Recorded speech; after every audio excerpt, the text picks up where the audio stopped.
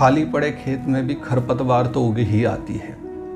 कुछ ऐसी घास फूस उगाती है जो अनावश्यक है, जिनकी हमें आवश्यकता नहीं होती, तो समय समय पर खेत में से उनको निकालना पड़ता है। कभी कभी तो खेती के समय भी, जब खेती करते हैं उस समय भी वो खरपतवार उगाती है, तो हमारी बाकी की खेती उत्तम रहे और इसलिए उस खरपतवार को तोड़ दिया जाता है। तो विकार भी स्वाभाविक रूप से जीवन में उत्पन्न होते रहते हैं, लेकिन धर्म का ही कार्य है।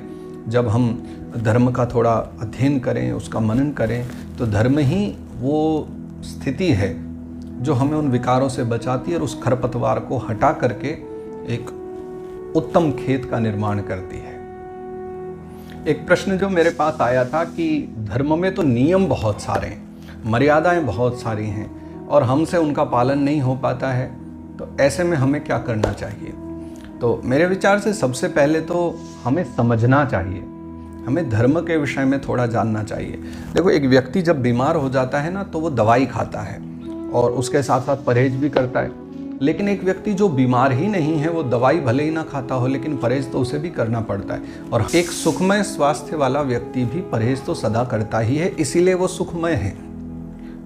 बीमारी भले ही उसे न हो, लेकिन परहेज करना ही चाहिए ऐसी वस्तुओं से कि जिनको ग्रहण करने से हमारा शरीर बिगड़ सकता है, तो ऐसी वस्तुओं से हमें दूर रहना ही पड़ता है। अतएव धर्म की मर्यादाओं का पालन एक प्रकार से वो परहेज ही है, जिससे हम विकारों से बचे रहें, विकार रूपी दुर्गुण हमारे भीतर ना आए। बहुत सारी वस्तुएं हैं ना समाज में जो खाने के लिए मना की जाती है। फास्ट फूड ज़्यादा नहीं खाएं, जंक फूड ज़्यादा ना खाएं, इसके लिए मना किया जाता है कि हमारा शरीर बिगड़ सकता है। तो धर्म की जो मर्यादा है, हमें वो विकारों से दूर जाने से रोक रही है।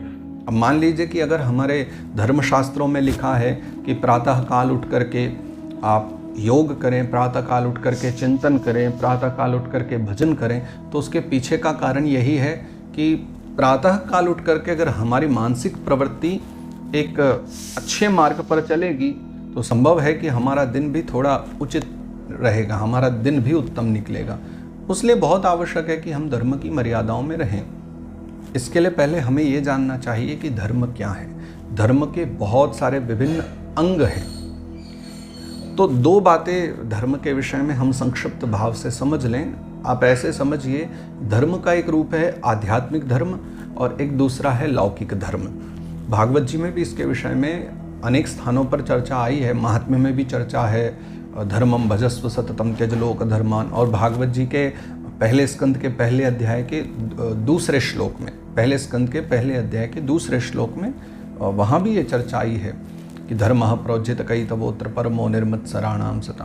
तो हमारे धर्म ग्रंथों में धर्म की ये दो स्वरूप हैं, लौकिक और आध्यात्मिक। आध्यात्मिक जहाँ चिंतन, भजन, मनन, वो सब चर्चाएं हैं। लौकिक धर्म है जिसमें कुछ क्रियाकलापों के विषय में चर्चा है। वो इसीलिए है ताकि हमारी जो जीवन शैली हो वो उत्तम बने। और मैंने पहले भी इस बारे में चर्चाएं की है, मैं प्रायः से सबको समझाता भी हूँ कि धर्म सिर्फ एक पूजा पाठ ही नहीं, अपितु धर्म एक मानव की जीवन शैली है। धर्म का तात्पर्य ही वही है कि जो हमें धारण करे या हम जिसे धारण करें, जिसको धारण करने से हमारा जीवन श्रेष्ठ बन जाए, हम एक सन्मार्ग पर लग जाएं, वो धर्म है। तो इसके लिए थोड़ा बहुत अध्ययन करते रहो, थोड़ा बहुत अनुभव करते रहो, तो उससे धर्म को जितना जानोगे उतना ही ज़्यादा धर्म में प्रेम बढ़ेगा और उतना ही ज़्यादा जीवन उत्तम मार्ग की और सन्मार्ग की ओर आपका चलेगा, जो हमारे जीवन के लिए भी श्रेष्ठ रहेगा।